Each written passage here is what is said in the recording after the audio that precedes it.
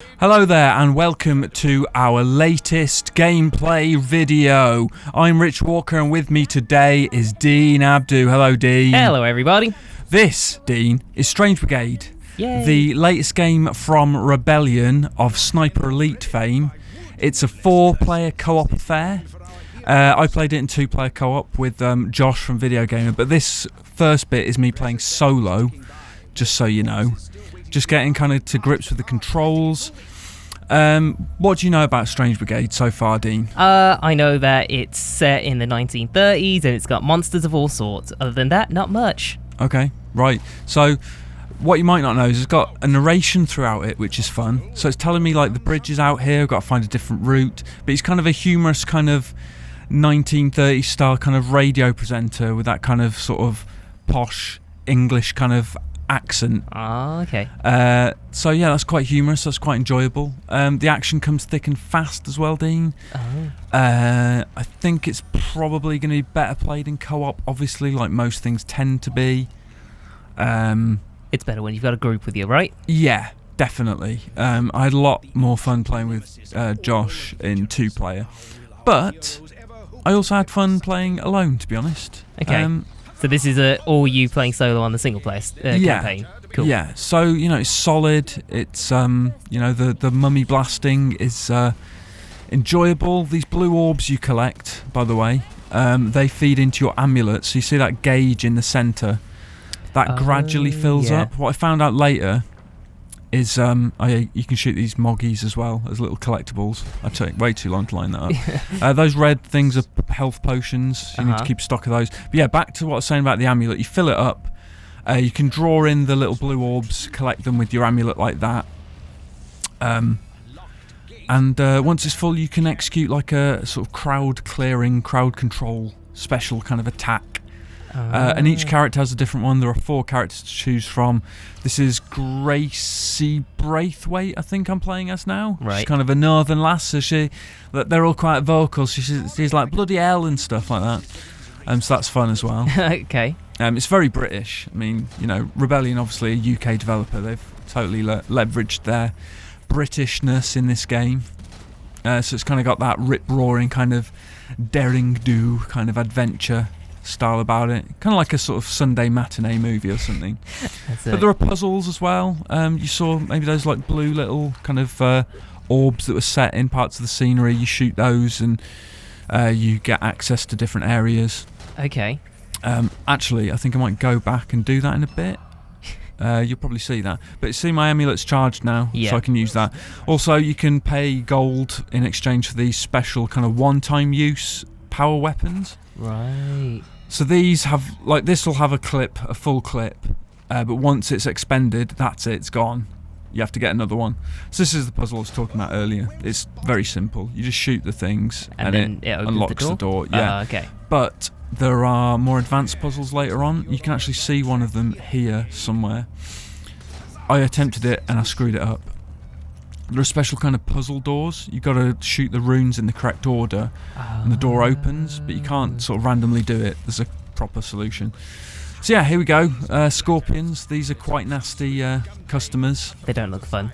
No, they're pretty scary, and they're fast as well. And you can get, you know, a pretty nasty sting. You see that bee that's showing that I can use my amulet to knock it back. Okay. And Gracie's one is really cool. She kind of kicks them back and they explode. Right. So if you kick an enemy into like a crowd, you can imagine how cool that is. Yeah, definitely. But each character, like I say, has a different one. So I think, is it Frank Fairburn or something? He's kind of the sort of soldier. He like has a multiple shooting thing where he gets out his pistol and headshots a bunch of enemies in quick succession. A lot of environmental traps and stuff as well. You might see like that log. Yeah, like that log coming out and taking out like 20 of them. Yeah. Bloody hell. Yeah, and there's like sort of keys to open doors and things. There are parts of it that are fairly conventional. Like, you know, if you've played a third-person shooter adventure type thing like this, you'll be sort of well versed in how it all works. But yeah. I enjoyed it. Nice. So any questions so far, Dean? Yeah, no questions so far. He's basically you just taking down a bunch of monsters and getting through each section of the game. Yeah. Self-explanatory stuff right there. But what I didn't expect was the puzzle sort of elements to it. So that's quite cool. Because it could have just easily been just, like you say, a succession of monster shooting. But there's actually a bit of, solving to be done along the way. And there's these little treasure fellas that you can shoot and Collect their treasure. A nice little coin boost. Nice. And obviously the gold coins you collect feed into the upgrades and things. You can upgrade your weapons, so you can get like new attachments and things to advance them and other stuff. I think you can unlock new amulet abilities later on as well. Oh god, you're getting so you a can little kind of overrun here. Yeah, I'm getting overrun. Yeah, so you can kind of broaden your loadout just to keep things interesting, I guess. And these traps do add something as well.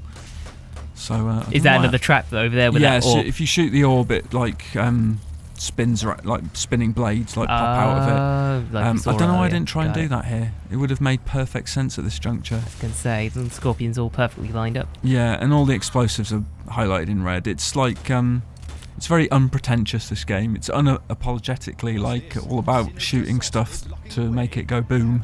Okay. Headshotting zombie mummies and such. So and this is more of a co-op thing, this crystal. Usually you'd have all the players gather here, like you can't progress until you're all together and you destroy the crystal together. Right. Obviously in single player, It's just you, so when you do it, it's done. Yeah, cool. Absolutely. But yeah, I mean, this I imagine is a fairly advanced build of the game. Yeah, because it's out, end of August? It's out on the 28th, I believe, of August, Okay. so it's 3 weeks away from time of recording. Time of publishing, actually. Yeah. Yeah, this video will be live today.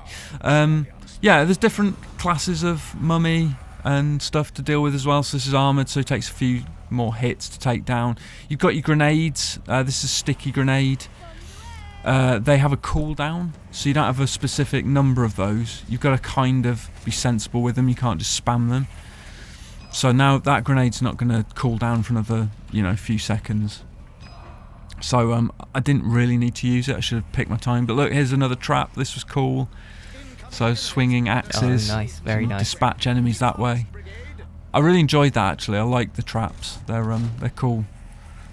Shotgun's not the most accurate of weapons, obviously. Ooh.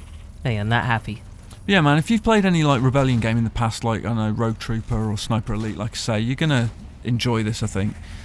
Zombie Army Trilogy, indeed, as well. That's kind of shares DNA with this. This is the upgrade table now I was talking about earlier. This is where you can upgrade your weapons if you've got the requisite stuff, or you can change your loadout if you want. If you want to, switch your pistol or your main weapon or your explosive. As you unlock amulet abilities, you could trade out your amulet ability for a different one if you wanted. So there's loads of options. Also, you've got these different gems that you can slot into weapons, and they give you different perks. So when I hit an enemy, like, that'll leech away health or whatever, things like that. So that's another cool little facet to this stuff. So yeah, I'm Switched over it's to got the a nice Molotov. bit of variation. Yeah, seems like there's quite a lot to it. Oh yeah, definitely. But it's very arcadey. You can see that by like the ammo pickups are kind of cartoony, and the narration's constantly kind of humorous, and it's very tongue-in-cheek. Yeah, definitely more on the kind of funny side of things. Definitely doesn't take itself seriously. So there's another cool weapon, the twin shooter. This was quite a nice power weapon that I quite liked. But like later ones are like the Scarab launcher, which launches a big exploding beetle into a crowd. Kind of like a grenade launcher, but slightly more themed and fantastical. So He did not have a good time. no, exactly. Don't come to ancient Egyptian tombs. You will be dead. Oh, I think that was a she. Well, either way. Yeah. So, there you go. So here's Frank, the soldier I was talking about earlier. So I believe we're diving into a bit of co-op now, right? Yep, this is you and video gamers Josh Wise playing a bit of co-op. So each mission is punctuated by these little black and white bits, again with voiceover. So yeah, here we go. This is a cavern now. This is kind of slightly thematically different from the Egyptian stuff. This is kind of a crypt with pirate skeletons in it. Okay. So if you were going into this thinking it's all mummies, it ain't. It's got a bit of pirate skeleton stuff going on. So these are the sacred caves, as you can see. And this is single player campaign, but in co-op, right? But in co-op, yes. The whole thing's playable in co-op, obviously, or alone. And again, environmental stuff with the cannons. You can shoot down stalactites. You can blast away obstacles with cannons, like so. Everything's kind of tailored to be fun. Like there's little secret rooms, which unfortunately we didn't manage to find, where these skeletons are having a jig, a little dance. Oh, and really? Stuff. Oh, you no. kind of interrupt their party. But you see later on there's kind of a big boss, Captain Tiberian, and he's a big ass skeleton. And he takes quite a bit to take down. But like the power weapons are great for bosses, so I find a blunderbuss. Oh, okay, nice. And I annihilate him with that. Getting ahead of ourselves here, but you see the skeletons, Dean. This is cool, right? Yeah, I mean, I can definitely see this being the kind of game that it's a lot more fun when you've got a buddy to play with. Oh, totally. Yeah. Just going through all sorts of areas, taking on the hordes of enemies. But you can see I'm sort of getting hang of it now. I'm using just right trigger on its own to suck in the kind of orbs. Yeah. Because otherwise you've got to go around collecting them. Whereas if you just hold that, you can pull them all in towards you and fill your amulet that way. Nice. Because of that, you can't shoot from the hip. Is this the guy himself? This is him, Captain Tiberian. Dread Pirate Tiberian. Look at him. So this is the first boss battle I've encountered. So he's got his own big health bar, and he's got his little minions with him, and you've got on that galleon, you've got fellas firing muskets at you as well, just to kind of further complicate matters. Jesus. So yeah, it's tricky. It's all about that kind of crowd control and managing where to go. And you got that dodge roll with the double tap of the jump button. So A on the Xbox, X on the PlayStation.